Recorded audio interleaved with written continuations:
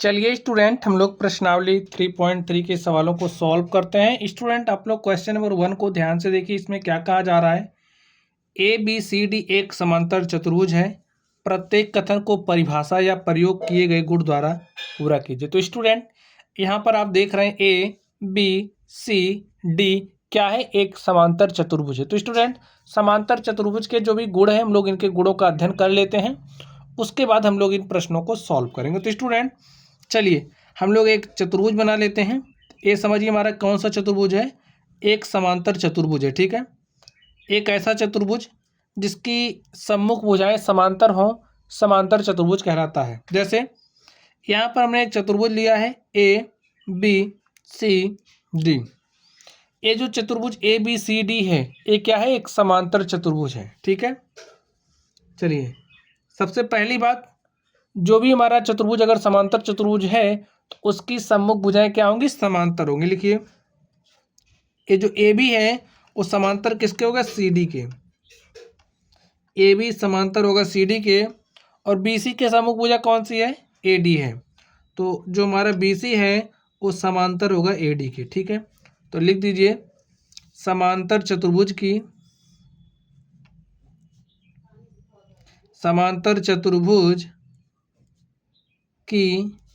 सम्मुख भुजाएं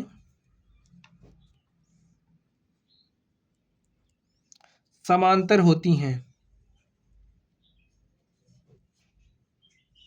ठीक स्टूडेंट,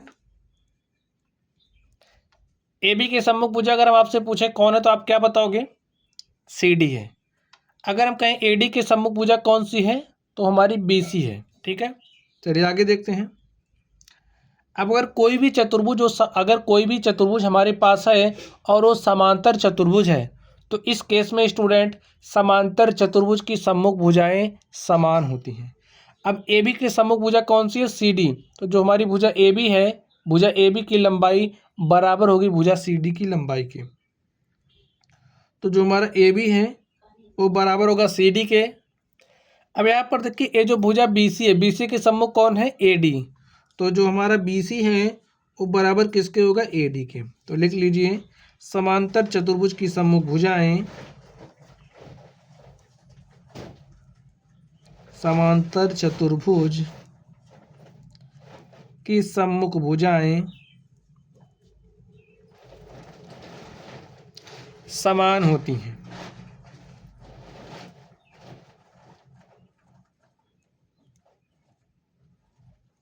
ठीक स्टूडेंट, चलिए आगे देखते हैं हम लोग।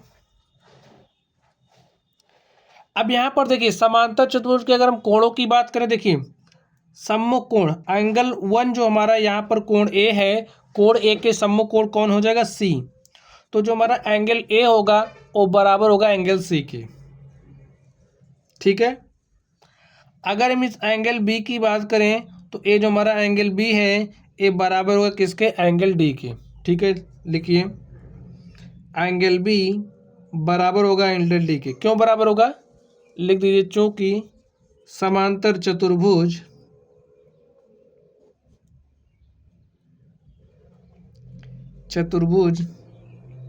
के सम्मुख कोण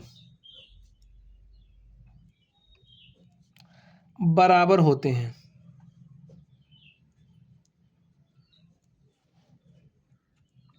ठीक स्टूडेंट, चलिए ये बात भी आप समझ गए। आगे हम बात कर लेते हैं समांतर चतुर्भुज के अगर हम लोग आसन्न कोण की बात करें। आप कहोगे आसन्न कोण कौन है? तो ये जो हमारा कोण ए है, कोण ए के अगर हम आसन्न कोण की बात करें तो हमारा कोण क्या हो जाएगा? बी। तो लिखिए कोण ए प्लस कोण बी, समांतर चतुर्भुज के आसन्न कोणों का योग 180 डिग्री होता है। ठीक है, तो एंगल ए के आसन्न कोण एंगल बी है और एंगल ए का आसन्न कोण एंगल डी है। ठीक है, तो लिखिए एंगल ए, देखिए इसका योग करेंगे तो कितना आएगा? 180 डिग्री।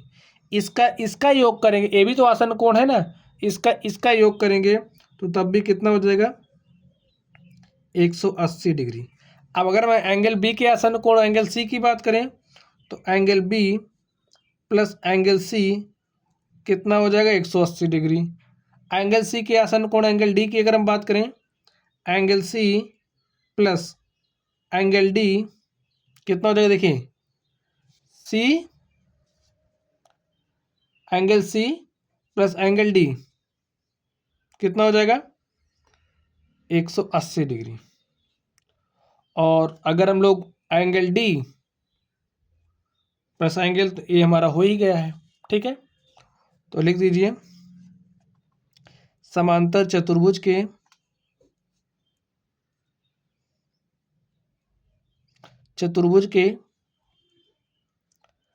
आसन्न कोणों का योग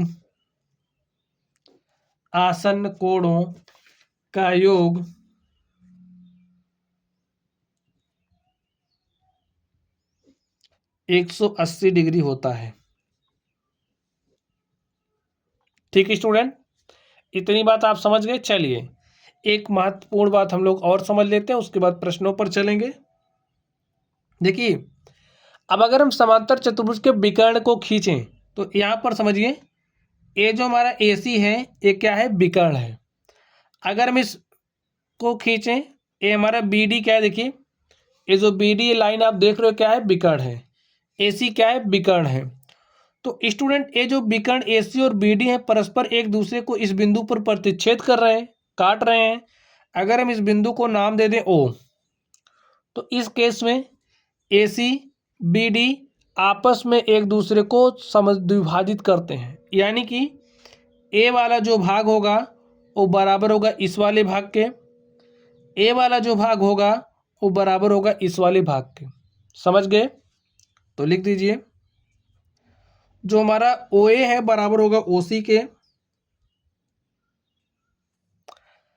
ये जो हमारा OB है वो बराबर होगा OD के। क्यों? लिख दीजिए समांतर चतुर्भुज के विकर्ण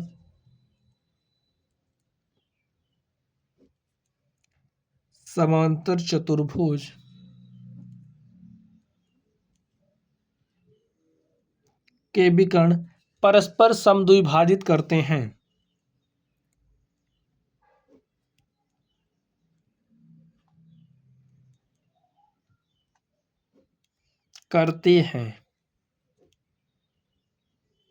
ठीक स्टूडेंट, चलिए अब हम लोग प्रश्नों पर चलते हैं और प्रश्नों को सॉल्व करते हैं। यहाँ पर देखिए ये जो हमारा AD है वो बराबर होगा, AD किसके बराबर होगा, पहले आप चित्र में देखिए AD है क्या, यही AD है। ABCD एक समांतर चतुर्भुज है, तो ये जो AD की लंबाई है वो बराबर होगा BC के कि नहीं होगा, बराबर होगा BC के। लिखिए AD बराबर BC। अब AD BC के बराबर क्यों हो रहा है, क्योंकि AD के सम्मुख भुजा BC है और हम जानते हैं समांतर चतुर्भुज की सम्मुख भुजाएं समान होती हैं। चलिए दूसरे नंबर पर चलते हैं। कोण DCB की बात कही जा रही है, DCB। ये जो कोण DCB हो यानी कि इसकी बात की जा रही है, ठीक है, इसकी ए कोण किसके बराबर होगा, इसके बराबर हो जाएगा ना भाई, सम्मुख कोण बराबर होते हैं समांतर चतुर्भुज के। तो ए वाला जो कोण है वो इसके बराबर हो जाएगा, तो नाम क्या देंगे, एंगल DAB। जिस कोण की बात करते हो बीच में आना चाहिए, जैसे DCBC बीच में आ रहा है, इसकी बात की जा रही थी, इसलिए यहाँ पर DAB ए बीच में आना चाहिए, ठीक है। तो एंगल DAB। चलिए OC किसके बराबर होगा, OC देखिए AOC, इसकी बात की जा रही है, ये जो OC है किसके बराबर होगा, OA के, क्योंकि समांतर चतुर्भुज के विकर्ण परस्पर समद्विभाजित करते हैं, ठीक है। यहां पर देखिए M times of angle DAB क्या है, DAB और CDA यानी कि A वाला एंगल और A वाला एंगल, इसका और इसका आप योग लेंगे तो कितना आएगा 180। भाई आसन्न कोण है और हमने कहा कि आसन्न कोणों का योग कितना होता है 180 डिग्री, तो एक कितना हो जाएगा 180 डिग्री के। बस हो गया हमारा प्रश्न सॉल्व। चलिए अब हम लोग अगले प्रश्न पर चलते हैं और देखते हैं हमारा अगला प्रश्न क्या है। तो स्टूडेंट आप लोग प्रश्न संख्या 2 को ध्यान से देखिए। प्रश्न संख्या 2 में क्या कहा जा रहा है, इसको पढ़िए और सॉल्व करने का प्रयास कीजिए। इसमें कहा जा रहा है निम्न समांतर चतुर्भुजों में अज्ञात एक्स वाई जेड के मानों को ज्ञात कीजिए। तो हमें जो हमारा अज्ञात एक्स वाई जेड है, हमें अज्ञात एक्स वाई जेड के मानों को निकालना है। तो चलिए हम लोग निकालते हैं। तो स्टूडेंट्स आप लोग फर्स्ट नंबर में ध्यान दीजिए, इसमें में क्या क्या दिया गया है। सारा जो समांतर चतुर्भुज का गुण है हमने आपको समझा दिया है, उन्हीं गुणों का इस्तेमाल करके आप इस प्रश्नों को हल कर पाएंगे। देखिए अब इस चतुर्भुज को आप ध्यान से देखिए, ये जो हमारा y है, y के सम्मुख कोण कौन है 100 डिग्री, समझ गए। y के सम्मुख कोण 100 डिग्री है, तो ये जो हमारा y है वो बराबर किसके हो जाएगा 100 डिग्री के, समझ गए, y का मान आ गया। अब देखिए ये जो x है वो किसके बराबर होगा z के, क्यों बराबर होगा, सम्मुख कोण है। लिख दीजिए समांतर चतुर्भुज के, चूंकि समांतर चतुर्भुज के सम्मुख कोण बराबर होते हैं, सम्मुख कोण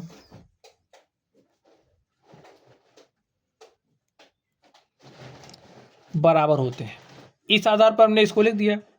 अब हमें x और z का मान चाहिए, y का मान मिल गया, लेकिन अब कौन सा ऐसा गुण इस्तेमाल करोगे ताकि मैं x और z का मान मिल जाए। देखिए यहाँ पर हम क्या करने वाले हैं, देखिए a और a क्या है, आसन्न कोण है, ए भी आसन्न कोण है, कोई दो को आप जोड़ लीजिए। चलिए हम इसको और इसको जोड़ लेते हैं। भाई इसका योग कितना होगा 180 डिग्री होगा ना, तो लिखिए x प्लस 100 डिग्री बराबर होगा 180 डिग्री। क्यों, क्योंकि समांतर चतुर्भुज के आसन्न कोणों का योग कितना होता है 180 डिग्री। लिख दीजिए चूंकि समांतर चतुर्भुज, एक एक गुण स्टूडेंट आपको याद होगा तो आप प्रश्नों को हल कर पाएंगे। चतुर्भुज के आसन्न कोणों का योग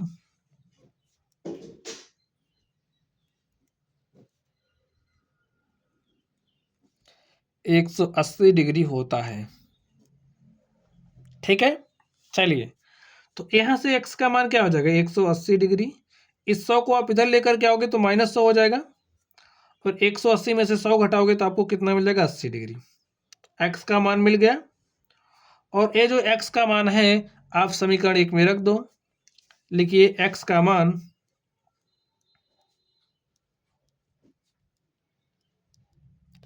समीकरण 1 में रखने पर, 1 में रखने पर रखिए, देखिए क्या मिलेगा, x के स्थान पर x का मान रखना है।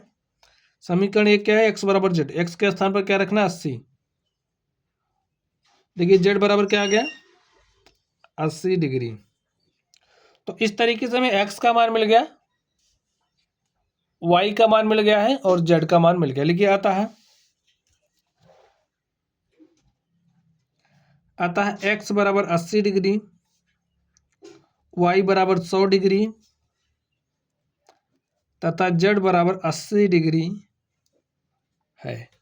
तो स्टूडेंट इस तरीके से जो हमारा फर्स्ट नंबर था हमने इसको सॉल्व कर लिया, ठीक है। चलिए इसके सेकंड पर चलते हैं। सेकंड को ध्यान से देखिए आप, यहाँ पर ध्यान से देखिए, ये जो एंगल है यहाँ कुछ नहीं लिखा था, हमने इसको एंगल 1 मान लिया है, ठीक है। अब आप ध्यान से देखिए इसको कैसे सॉल्व करेंगे समझ लीजिए, बाकी तो प्रश्न आप कर ही ले जाओगे। तो यहाँ पर x के सम्मुख कोण कौन है, y है, तो x बराबर क्या हो जाएगा y, इसे आप मान लीजिए समीकरण नंबर 1, ठीक है। 50 डिग्री और a1 एंगल 1 क्या होगा बराबर होगा, क्योंकि सम्मुख कोण है, तो यहां से एंगल 1 का मान हो जाएगा 50 डिग्री। समझ गए बात। चलिए अब देखिए इसका और इसका योग अगर हम निकालें तो किसके बराबर आ जाएगा 180 डिग्री के। लिखिए y प्लस 50 डिग्री बराबर हो जाएगा 180 डिग्री। क्यों बराबर होगा, लिखिए चूंकि आसन्न कोणों का योग, समांतर चतुर्भुज की बात हो रही, ठीक है, चूंकि समांतर चतुर्भुज के आसन्न कोणों का योग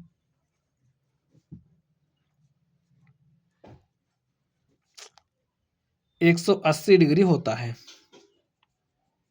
ठीक है। तो यहां से y का मान क्या हो जाएगा 180 डिग्री 50 को इधर लेकर के आइए, -50 हो गया। और 180 में से आप 50 घटाओगे तो कितना हो जाएगा 130 डिग्री। तो y का मान आ गया 130 डिग्री। इस y के मान को आप समीकरण 1 में रखिए, x का मान निकाल लीजिए। लिखिए y बराबर 130 डिग्री समीकरण 1 में रखने पर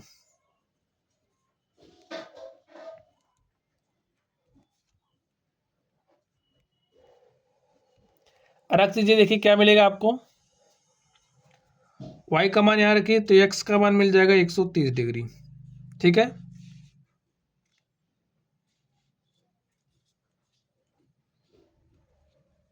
चलिए अब हमें इस z का मान चाहिए। z को आप कैसे निकालोगे? अब देखिए हमें z को निकालने के लिए a वाला कोण चाहिए, एंगल 1 का मान हमें निकालना पड़ेगा। तो एंगल 1 का मान देखिए हमारे पास क्या आ गया है 50 डिग्री। ठीक है, तो एंगल 1 का मान आया है 50 डिग्री। स्टूडेंट्स अगर आप लोगों को रैखिक युग्म के बारे में पता हो तो रैखिक युग्म हमारा क्या होता है, देखिए ये रेखा है, ए बी है, तो इस पर और इस पर जो बनने वाला कोण होगा, समझिए जैसे हमारे पास कोई रेखा है, इस तरीके से इस पर युग्म बन रहा है, तो इसका और इसका जो योग होता है, जैसे अगर समझिए एक्स है, ए वाई है, तो एक्स प्लस वाई को जब हम जोड़ेंगे तो हमारे पास कितना डिग्री आता है 180 डिग्री। ठीक है, ठीक इसी प्रकार यहाँ पर एंगल 1 प्लस एंगल जेड, लिखिए एंगल 1 प्लस एंगल जेड का योग कितना होगा 180 डिग्री होगा। चूंकि जो रैखिक युग्म होता है उस पर बनने वाले कोणों का योग 180 डिग्री होता है। ठीक है, एंगल 1 का मान है 50, तो यहाँ पर आप 50 रख दीजिए, plus angle Z is equal to 180 degree. Angle Z is equal to 180 degree, 50 किधर लाइए और 180 में से आप 50 घटाओगे हो जाएगा 130 डिग्री। तो जो हमारा एंगल जेड है इसका मान निकालना था, तो हमारे पास कितना आ गया 130 डिग्री। लिखिए आता है, देखिए हमने x का मान निकाल लिया, y का मान निकाल लिया, z का भी मान निकाल लिया। लिखिए आता है x बराबर 130 डिग्री, y बराबर 130 डिग्री तथा z बराबर 130 डिग्री है। ठीक स्टूडेंट, और इस तरीके से जो हमारा क्वेश्चन था हमने इसको सॉल्व कर लिया। चलिए दूसरे के अगले नंबर पर चलते हैं और उसको हल करते हैं। तो स्टूडेंट अगले नंबर को आप ध्यान से देखिए। इस थर्ड को इसमें करना क्या है, एक्स वाई और जेड के मानों को हमें निकालना है। तो चलिए निकालते हैं। तो देखिए इसका सॉल्यूशन क्या हो जाएगा,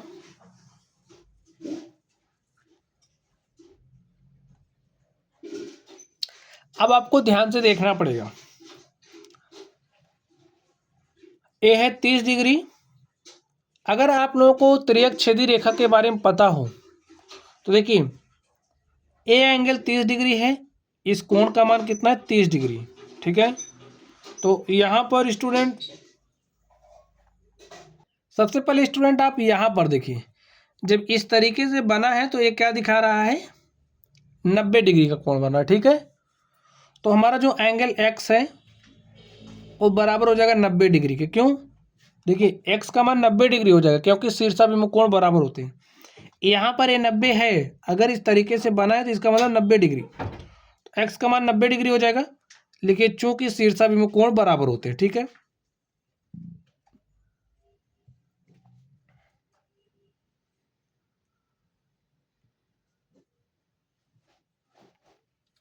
अब आगे देखिए, एक्स का मान 90 मिल गया भाई, एक्स 90 आ गया।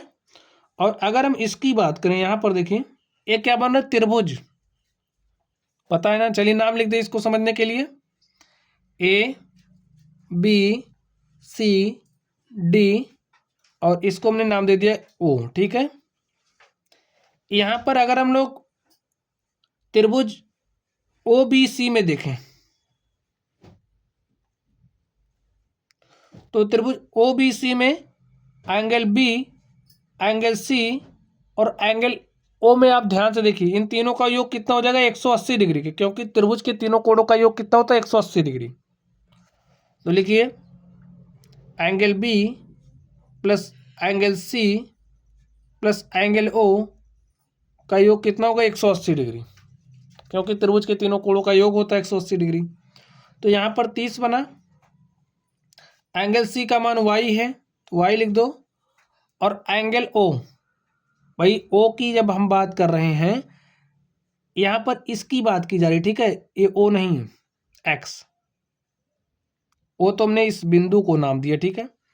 एंगल एक्स, एंगल वाई और ये जो एंगल है, इन तीनों का योग कितना हो जाएगा 180 डिग्री। तो यहाँ पर लिखे angle X is equal to 180 degree. और एंगल एक्स हमारे पास 90 है, तो 90 रख दीजिए। यहाँ से हमें वाई का मान मिल जाएगा 90 30 120 होता है 180 डिग्री। 120 को आप इधर लेकर के माइनस 120 डिग्री हो जाएगा। और 180 में से आपने 120 घटाया तो आपके पास कितना डिग्री आ गया 60 डिग्री। तो वाई का मान इस तरीके से हमें मिल गया, ठीक है। अब हमें स्टूडेंट्स जेड का मान चाहिए। चलिए अब हम लोग जेड के मान को निकाल लेते हैं। अब स्टूडेंट आप यहां पर देखिए ए बी सी समांतर एडी के और ए तरेख छेदी रेखा है। ये जो वाई है ये बराबर किसके होगा जेड के। क्यों बराबर होगा, एकांतर कोण। एकांतर कोण हमारे बराबर होते हैं, लिखिए एंगल वाई बराबर होगा एंगल जेड के। क्यों बराबर होगा, लिखिए चूंकि एकांतर कोण बराबर होते हैं।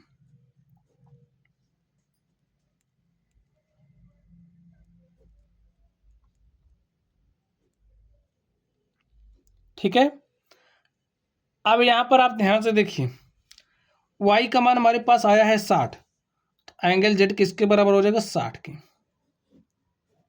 ठीक है, तो x का मान मिल गया है, y का मान मिल गया, z का मान मिल गया। लिखिए अतः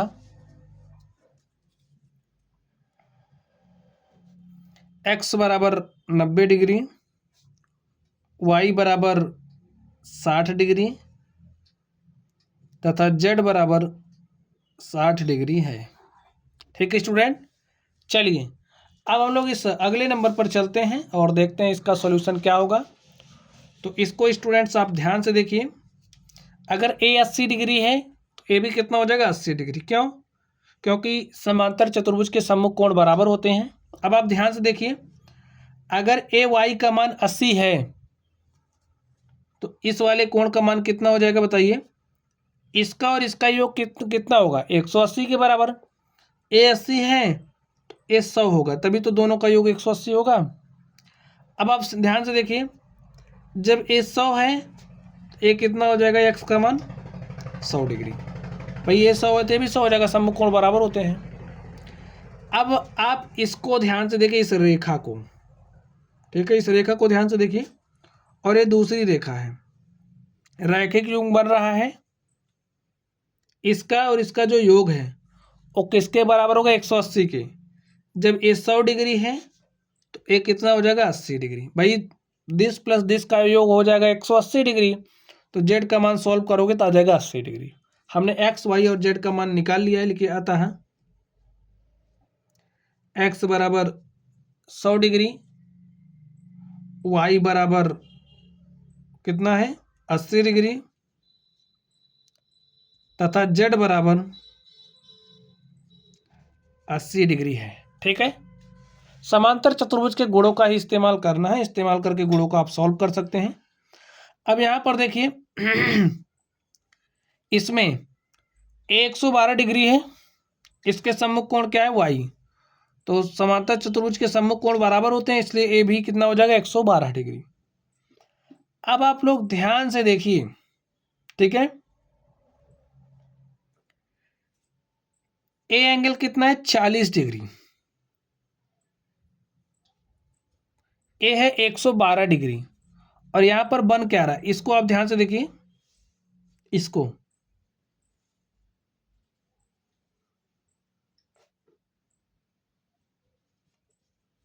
40 डिग्री 112 डिग्री एक त्रिभुज बन रहा है और हम जानते हैं त्रिभुज के तीनों कोणों का मान कितना होता है योग 180 डिग्री। तो जब हम 112 डिग्री को जोड़ेंगे 40 डिग्री को जोड़ेंगे और x को जोड़ेंगे तो हमारे पास 180 डिग्री आएगा। ठीक है, तो x का मान यहाँ से क्या हो जाएगा 180 डिग्री माइनस 112 में 140 जोड़िए, 140 में 10 जोड़ेंगे 50, 2 52, 152। ठीक है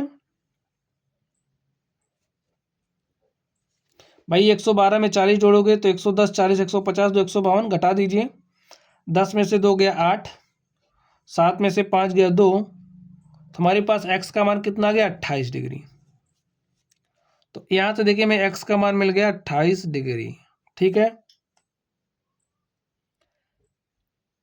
अब आप ध्यान से देखिए,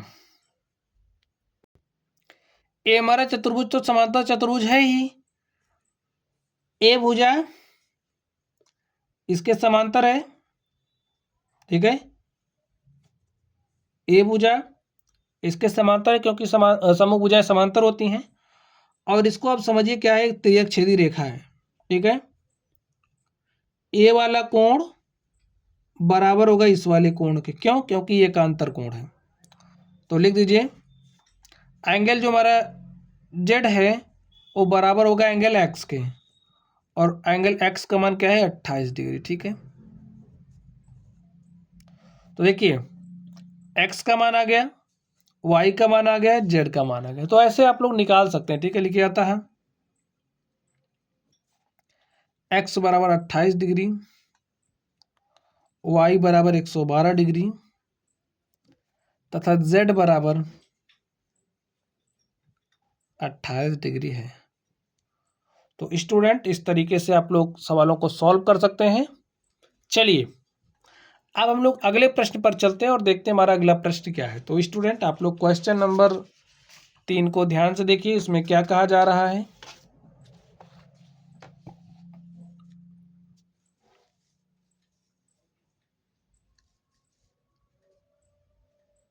अब यहां पर देखिए, क्या एक चतुर्भुज ए बी सी डी समांतर चतुर्भुज हो सकता है? अगर हमारे पास कोई भी चतुर्भुज दिया है ए बी सी डी, ठीक है, समझिए हमारे पास कोई भी चतुर्भुज है, कोई भी चतुर्भुज है ए बी सी डी, क्या वह एक समांतर चतुर्भुज हो सकता है? यदि फर्स्ट कंडीशन को देखिए, एंगल डी प्लस बी का योग 180 डिग्री है। तो नाम लिख दीजिए A B C D. Angle D plus B यानी कि इसका और इसका योग 180 डिग्री है। तो क्या ये जो चतुर्भुज ए बी सी डी एक समांतर चतुर्भुज हो सकता है? तो स्टूडेंट हो सकता है। ठीक है, लिखिए हाँ हो सकता है, लेकिन यह जरूरी नहीं है कि समांतर चतुर्भुज ही होगा, लेकिन परंतु आवश्यक नहीं है, परंतु आवश्यक नहीं है। चलिए हम आपको एक एग्जाम्पल करके दिखाते हैं। आप समझिए हमारे पास एक चतुर्भुज ए है, हमने ए बी सी डी ले लिया है। ए हमारा क्या है, हमने एक वर्ग लिया। ठीक है, वर्ग भी क्या होता है, एक समांतर चतुर्भुज ही होता है। अब इसके प्रत्येक कोण कितना डिग्री का होता है? 90 डिग्री का। तो ये भी 90 होगा, ये भी 90 होगा, ये भी 90 होगा, ये भी 90 होगा। तो बी प्लस डी करेंगे तो 180 डिग्री आ जाएगा। भाई 90 90 180 डिग्री हो गया, तो ये हमारा क्या हो गया, एक समांतर चतुर्भुज हो गया। लेकिन अगर हम कोई ऐसा तो चतुर्भुज ले लें, ए बी सी डी, और इसका योग करें, भाई ये भी कुछ होगा, ये भी कुछ होगा। एंगल बी प्लस डी का योग करें, हमारे पास 180 आ गया। लेकिन अब आप बताइए क्या ए बी सी डी एक समांतर चतुर्भुज होगा? नहीं होगा, क्योंकि समांतर चतुर्भुज होने के लिए क्या होना चाहिए, समांतर चतुर्भुज की सम्मुख भुजाएं समांतर होनी चाहिए। तो ये दोनों भुजाएं क्या है, असमांतर है। लेकिन इसमें देखिए एंगल बी प्लस डी का योग 180 हो रहा है और सम्मुख भुजाएं समांतर भी हैं, तो हो सकता है समांतर चतुर्भुज, लेकिन ये आवश्यक नहीं है समांतर चतुर्भुज ही होगा। ठीक है, चलिए दूसरे नंबर पर चलते हैं। ए बी बराबर डी सी बराबर 8 सेंटीमीटर। अगर आप समझिए हमारे पास कोई चतुर्भुज है, चलिए इसी को ले लेते हैं। इसको ए बी बराबर डी सी है, ए बी बराबर DC, यानी कि ए वाली जो भुजा है इस वाली भुजा के बराबर है। और देखिए AD बराबर 4 सेंटीमीटर, BC बराबर 4 सेंटीमीटर, यानी कि ए वाली जो भुजा है वो बराबर इस वाली भुजा की। तो क्या जो हमारा चतुर्भुज होगा वो समांतर चतुर्भुज होगा स्टूडेंट? बताइए। तो यहाँ पर क्या दिया है, BC हमारा 4.4 है, ठीक है। अगर ये 4 है तो ए हमारा 4.4 है। यहाँ पर देख लीजिए AD 4 सेंटीमीटर, BC 4.4 है, तो यहाँ पर AD बराबर नहीं है BC के, तो ए समांतर चतुर्भुज नहीं हो सकता, ठीक है। लेकिन नहीं हो सकता क्योंकि समांतर चतुर्भुज की सम्मुख भुजाएं क्या होती हैं, बराबर होती हैं, समान लंबाई की होती हैं। ए इसके बराबर है लेकिन ए वाली भुजा इसके बराबर नहीं है क्योंकि ये 4 और ये 4.4 है।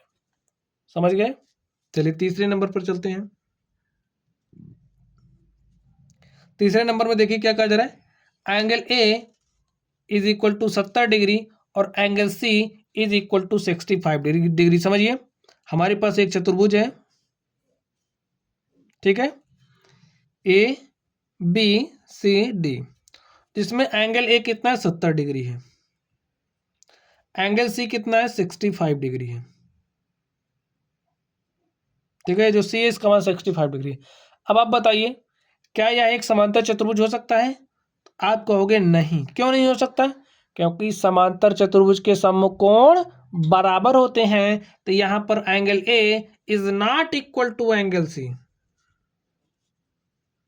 ठीक है। एंगल ए बराबर नहीं है एंगल सी के, इसलिए ए बी सी डी एक समांतर चतुर्भुज नहीं हो सकता।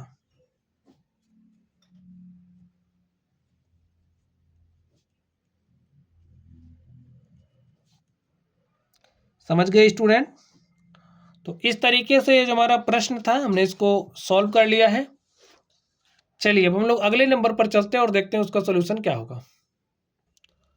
तो देखिए स्टूडेंट इसमें क्या कहा जा रहा है, एक चतुर्भुज की कच्ची आकृति खींचिए जो समांतर चतुर्भुज ना हो। हमें कोई ऐसा चतुर्भुज खींचना है जो समांतर चतुर्भुज ना हो परंतु जिसके दो सम्मुख कोणों के माप बराबर हो। चलिए हम लोग खींचते हैं।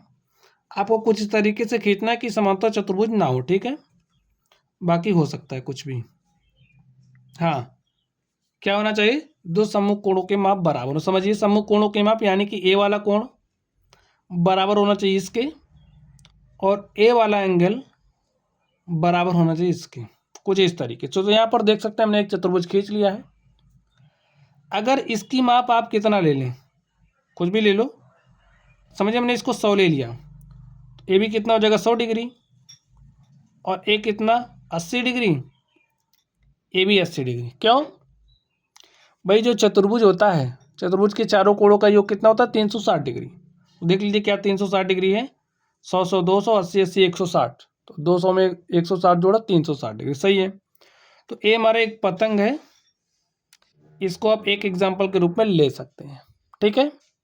चलिए अब हम लोग अगले प्रश्न पर चलते हैं और देखते हैं हमारा अगला क्वेश्चन क्या है। तो स्टूडेंट आप लोग प्रश्न संख्या 5 को ध्यान से देखिए। इसमें क्या कहा जा रहा है, किसी समांतर चतुर्भुज के दो आसन्न कोणों का योगों का अनुपात, आसन्न कोणों का अनुपात 3:2 है। समांतर चतुर्भुज के सभी कोणों की माप ज्ञात कीजिए। चलिए हमारे पास कोई समांतर चतुर्भुज दिया है, चलिए हम लोग एक समांतर चतुर्भुज बना लेते हैं। तो यहाँ पर हमने एक समांतर चतुर्भुज बना लिया है। तो आसन्न कोणों का माप यानी कि आसन्न कोण कोई भी दो ले लो, अगर हमने इसको लिया इसको लिया, ठीक है, इसका और इसका अनुपात दिया है 3:2। अगर हम इसको 3x माने तो ए हमारा कितना x हो जाएगा, 2x, ठीक।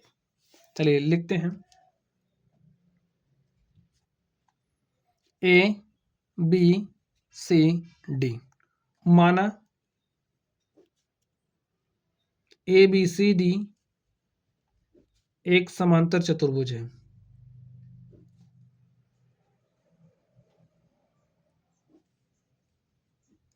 जिसके आसन्न कोण ए और बी का अनुपात,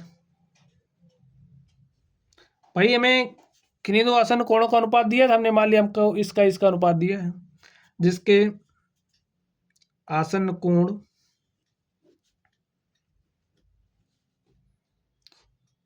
आसन्न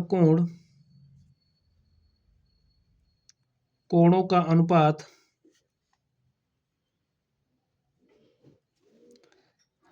3:2 है। ठीक है, माना एंगल ए बराबर 3x तथा एंगल बी बराबर 2x है। हमने इसको 3x इसको 2x मान लिया और हम जानते हैं समांतर चतुर्भुज के आसन्न कोणों का योग कितना होता है, 180 डिग्री। लेकिन हम जानते हैं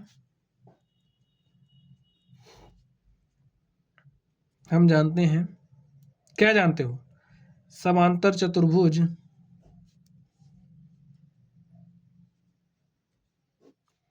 के आसन्न कोणों का योग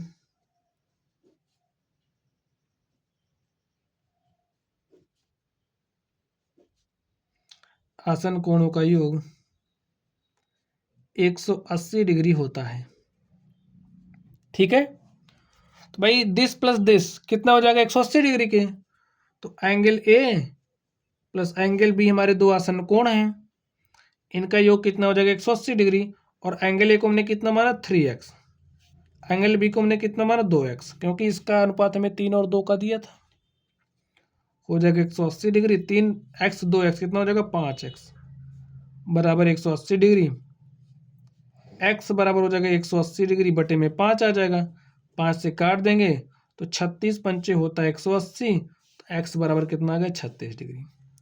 अब देखिए मैं x का मान आ गया है और a का मान क्या हो जाएगा, लिखिए, इसलिए angle a is equal to 3x है ना, 3 गुणे x का मान है 36, तो 3 गुणे 36 करोगे तो 36 नहीं है 108 डिग्री। एंगल ए का मान आ गया 108 डिग्री। एंगल बी देखिए कितना हो जाएगा, 2 गुणे में 36,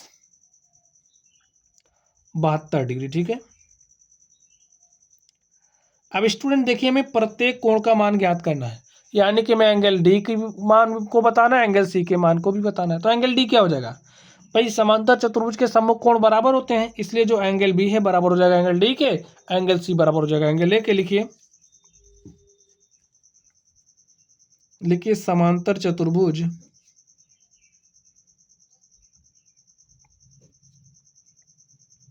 के सम्मुख कोण बराबर होते हैं,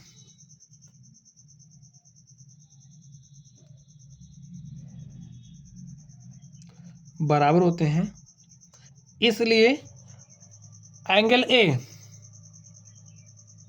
बराबर होगा एंगल सी के। तो यहां से एंगल सी का मान क्या हो जाएगा, 108 डिग्री। भाई एंगल ए का मान 108 डिग्री, ए के स्थान पर 108 रखा तो एंगल सी मिल गया। और देखिए जो एंगल बी बराबर होगा एंगल डी के, तो एंगल डी क्या हो जाएगा, एंगल बी का मान रखिए 72 डिग्री, तो एंगल डी हमारे पास 72 डिग्री आ गई। इस तरीके से हमने एंगल ए, बी, सी और डी का मान निकाल लिया। लिखिए आता है कोण A is equal to 108 degree, कोण B is equal to 72 degree, कोण C is equal to 108 degree तथा कोण D is equal to 72 degree है। ठीक स्टूडेंट, और इस तरीके से ये जो हमारा क्वेश्चन था हमने इसको सॉल्व कर लिया। ठीक है, चलिए अब हम लोग अगले प्रश्न पर चलते हैं और देखते हैं हमारा अगला प्रश्न क्या है। तो स्टूडेंट आप लोग अगले प्रश्न को ध्यान से देखिए, प्रश्न संख्या 6। इसमें क्या कहा जा रहा है, किसी समांतर चतुर्भुज के दो आसन्न कोणों के माप बराबर है, समांतर चतुर्भुज के सभी कोणों की माप ज्ञात कीजिए। तो चलिए हम लोग सॉल्व करते हैं। समांतर चतुर्भुज दो आसन्न कोणों के माप बराबर है। ठीक है, हमारे पास कोई समांतर चतुर्भुज ये हो गया, ऐसे भी समांतर चतुर्भुज बना सकते हैं। ठीक है, आप समझिए हमारा जो वर्ग होता है, जो आयत होता है और जो सम चतुर्भुज होता है, ये भी समांतर चतुर्भुज ही होते हैं। ठीक है, चलिए किसी समांतर दो आसन्न कोणों के माप बराबर है, तो हमने माना हमारे पास एक समांतर चतुर्भुज ए बी सी डी है। ठीक है, अब ध्यान से देखिए, करा कि दो आसन कोणों के माप बराबर है। हमने मान लिया ये जो हमारा एंगल ए है वो बराबर है एंगल बी के। भाई दो आसन कोण बराबर है, कोई भी दो आसन कोण आप ले सकते हैं। तो हमने ले लिया हमारा जो एंगल ए, एंगल बी क्या है, आसन कोण है, तो एंगल ए बराबर है एंगल बी के। अगर हम इसको एक्स मान लें तो ये भी हमारा कितना हो जाएगा, एक्स के। लिखिए solution, A B C D एक समांतर चतुर्भुज है,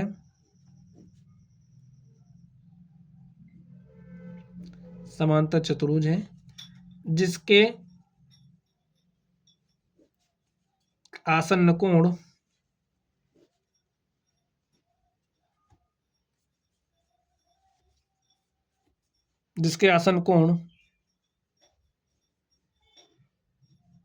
ए तथा बी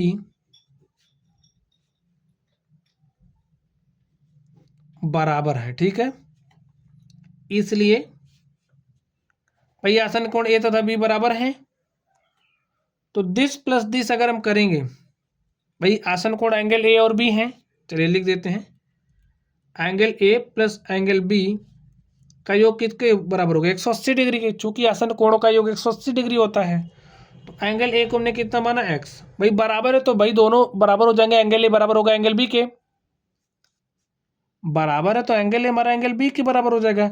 अगर हम ए को एक्स माने तो हमारा बी भी किसके हो जाएगा, बराबर एंगल एक्स के। तो यहाँ पर रखिए एंगल एक्स, बी के स्थान पर भी क्या रखें, एंगल एक्स, यानी कि एक्स बराबर हो जाएगा 180 डिग्री। एक्स एक्स कितना हो जाएगा, 2x बराबर हो जाएगा, इसको आप बी लिख दीजिए। ठीक है, अगर ए हमारा x के बराबर है तो b भी x के बराबर ही होगा। तो 2x बराबर हो जाएगा 180 डिग्री के, x बराबर 180 डिग्री बटे में 2 काट दिया तो 90 डिग्री आ गया। समझ गए, तो x का मान क्या आ गया, 90 डिग्री। तो यहाँ से एंगल b कितना हो जाएगा, x के स्थान पर 90 रखिए, तो एंगल b भी 90 आ गया, एंगल a भी 90 आ गया। अब देखिए समांतर चतुर्भुज है तो समांतर चतुर्भुज के सम्मुख कोण बराबर होते हैं, तो भैया ए वाला कितना हो जाएगा, 90 डिग्री। इसके सम्मुख कोण ए वाला कितना हो जाएगा, 90 डिग्री। लिखिए, अतः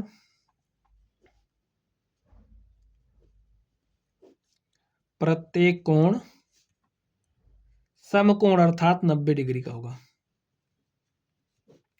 ठीक स्टूडेंट, और बच्चों इस तरीके से जो हमारा क्वेश्चन नंबर 6 था हमने इसको भी सॉल्व कर लिया है। तो आज की क्लास में बस इतना ही, इसका पार्ट 2 आप लोग देखना, बाकी के सवालों को हम लोग इसके पार्ट 2 में सॉल्व करेंगे।